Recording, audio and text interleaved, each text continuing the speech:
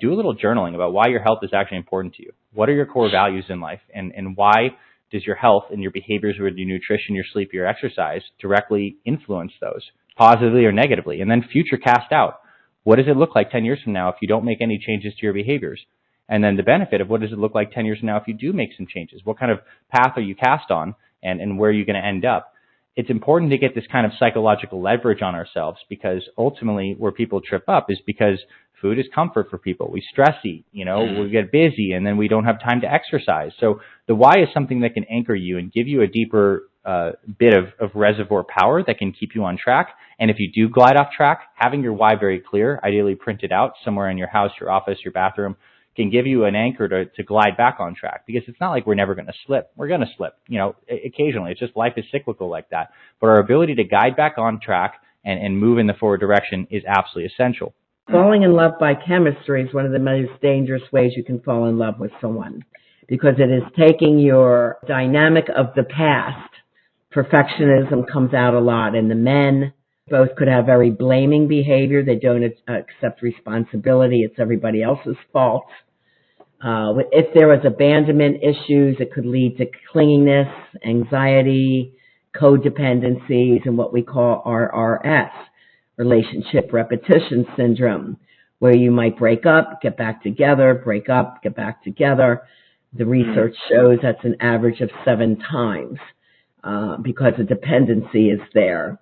Even though consciously you may say, this person's totally wrong for me, unconsciously you keep getting dragged back in.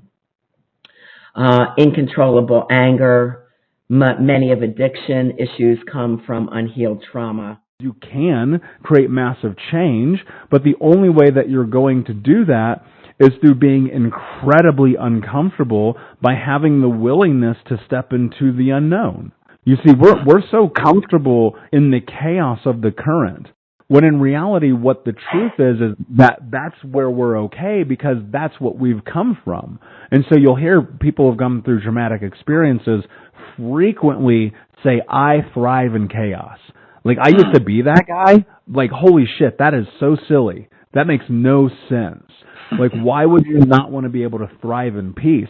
And that's the place where people have difficulty, is navigating from where they are right now in the certainty of chaos into the uncertainty of calm, peace, happiness, love, joy, empathy, compassion, grace, right? And so now you're in this place in life where you have to be willing to step into that. That's not going to magically happen. Each person is wired differently. Some people, you have to fake it till you make it, which means you have to start being honest with somebody else. And then they can show you who you really are, and they can show you that if you believe that you can do it, they will show you the way. But you need to start being honest with somebody, and then they can show you where your power really is. However, there are people that are wired that need to start becoming honest with themselves first, and then possibly ask for help. And if not ask for help, at least start exploring different avenues, different books, different meditations, different concepts of how to grow their mind and really become the person they've always wanted to be. I need to start being honest with myself. This is why people find outside help. It's because you just need somebody to freaking talk to. Doing life alone is barbaric. When a man or a woman, hits 35 and up, and they go to the doctor complaining that they have no energy, they have no libido, they have brain fog, they lack endurance, their sleep sucks, and now they're getting a bunch of belly fat, that doctor will prescribe them an SSRI medication, which causes all sorts of bad and permanent damage to the synaptic pathways in the brain, and then also erectile dysfunction meds, right? Like, which everybody knows, Viagra, Cialis, Levitra, whatever. And then they never address the root cause of their issue, which is a hormonal deficiency. 80% of men and women in the United States right now, I would say between 40 and 45, but over the age of 40 for sure, have a testosterone deficiency or a hormonal deficiency, because women can have testosterone, estrogen, and also progesterone deficiency. And the reason I can say that, David, is that I know from the latest and greatest data and statistics that have been released by that 80% of men and women over the age of 40 in the United States right now are obese. Being the voice of reason, I think it's important to deliver those messages. One, what can we control?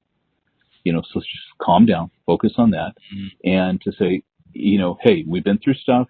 5 years from now, we will be looking back at this. I think that's a really key principle. Even if you say a year from now, we'll be looking back at this. And it says, do we want to be proud of how we handle ourselves? That's just deep wisdom, and that'll help you get through anything. It'll help you get out of the stress, depression. It's like none of the promises you made to your subconscious came true, and now you're telling it it's over. And anytime you feel trapped, that is the kiss of death. And you have to understand that you're never trapped. There is always a future. There's another tomorrow. It doesn't feel that way in the moment. And the truth is, listen, we all have enough. We all are enough. Whoever we're supposed to be, we are perfect for today. The breath work is a powerful thing for handling all of the phases of adversity. And I break them down into three: coping, healing, and ultimately thriving. When we talk about coping, usually it's in the moment sort of experience. We don't know how to think straight, and we just need to keep our feet on a stable foundation. And breathwork can help us, a temporary at least inner peace, to help us get through those moments. And the healing phase is really dealing with the adversity of the past, essentially, that are causing us in this present moment to need to cope. So the breathwork is a process that actually helps us start to dredge up all this old energy. And that leads to the third phase where adversity can be present, and that's the thriving phase. And the breath work there can help us to accomplish the great things we're capable of. I feel like breath work really handles the whole package of adversity that comes our way. Here's something that I see for a lot of guys. When we're so busy and all of that, we're not clear. It's very hard to have clarity when you've got a million plates spinning, because that mode has to keep spinning the plates. So one of the things that I have experienced with men is, what you're talking about here, and with that often comes this desire to have more peace, have more space, more time. We want that, but then all we do is fill time. If you want time and space and ease in your life, then actually allow it when those moments present themselves, as well as the earlier point, which is like relentlessly and selfishly, I would say, create those little moments so that you can sit and be and invite some more clarity into your life, which might not happen in the first day, but it may over time, and that's why we want to do it every day. You just have to start, and those daily, small, positive action steps add up to big changes and big wins over time. We tend to overestimate what we can do in a day and underestimate what we can do in a year. When we think about change or transformation or transition, often we think we have to drop every bad habit and replace it with 100 only good habits, looking for perfection. And that doesn't exist. That's not sustainable. That's not a longevity-based lifestyle. It's about scaling it back. We don't want to go from 0 to 100. We'll burn out the engine. We don't want to go from 100 to 0. We'll fry the brakes. What we talk about a lot is developing rhythm, cadence, consistency again, accountability, realistic, achievable goals that over time, again, create healthy, sustainable habits. We have bought into a self-destructive culture of work, when the most important work that we can do is to take care of the thing that allows us to do the work, right? So if you run your body into the ground, you will have diminishing returns, like whether you want to see it or not, or whether you've bought into grind culture or the masochistic self-destructive culture of many environments. So we don't take care of our body, and the best things that we can do are take occasional breaks. Sleep is the opportunity for the body to reset and heal and rebalance. And then from that place, it allows us to make better decisions and do better work than just consistently running the body into the ground. So like when I talk about it from a sense of hygiene, because if you don't brush your teeth for years, you would expect like the dentist to be like, yo, like what's going on? So we have to take care of ourselves in that way with that level of discipline and respect in order to get the results that we hope for.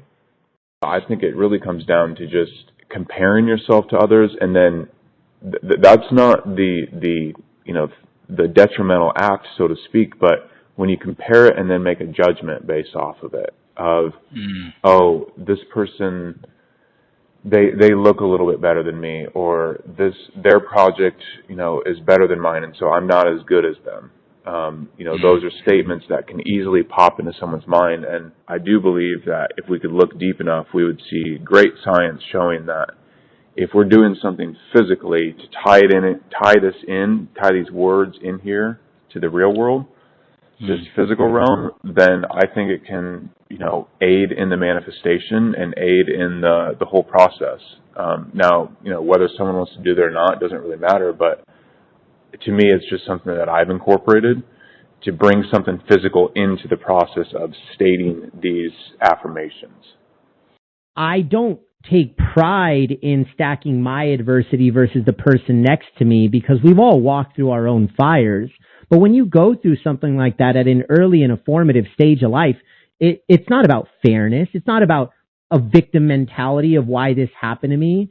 And I reflect back now and I can connect the dots and say that, I wouldn't be who I am from a character standpoint if it wasn't for him, even though it's been decades since I gave him a hug.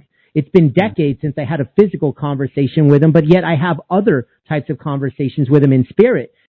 I think that's important to know, that when you can transfer your mindset from life is happening to you to life happens for you, you don't always know in the moment when adversity strikes what the deeper meaning, what the deeper purpose is, how it's going to serve you in 5 years, 10 years, 15 years.